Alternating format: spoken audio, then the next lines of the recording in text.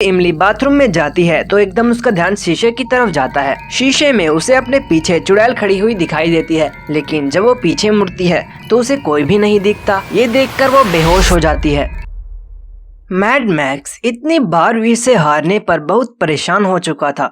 वह सोचता है कि अब की बार जो भी कुछ करूँगा वो बहुत चालाकी से करूँगा, और अगर वीर फिर भी बच गया तो भी उसे बहुत नुकसान होगा, और वीर की जासूसी करने लगता है। वीर बाजार से कुछ सामान लाने के लिए चला जाता है और मैड मैक्स उसे जाते हुए देख लेता है। तभी मैड मैक्स को एक आइडिया आता है। वो वीर के घर में घुस जाता है। वहाँ इमली अकेली होती है। वो उसे बंदी बना लेता है और उसके ऊपर बम लगा देता है, और एक बम घर पर भी लगा देता है। जब वीर घर में आता है तो इमली के ऊपर बम लगा देखकर बहुत डर जाता है। दोनों बम्स में सेम टाइमर चल रहा होता है, मतलब वीर या तो इमली को बचा सकता है या फिर घर को, पर दोनों तरीके से वीर को बहुत नुकसान होगा। वो इमली को बचाने की सोचता है। बम पर 3 तार हैं, एक को काटने से ही बम डिफ्यूज होगा, और अगर गलत वायर काट दी तो वो बम तुरंत फट जाएगा। तीनों कलर्स की तारों में सही वाली तार वो है जिसकी स्पेलिंग में ई नहीं आता। तो क्या आप बता सकते हैं कि कौन से वाले रंग में ई नहीं आता?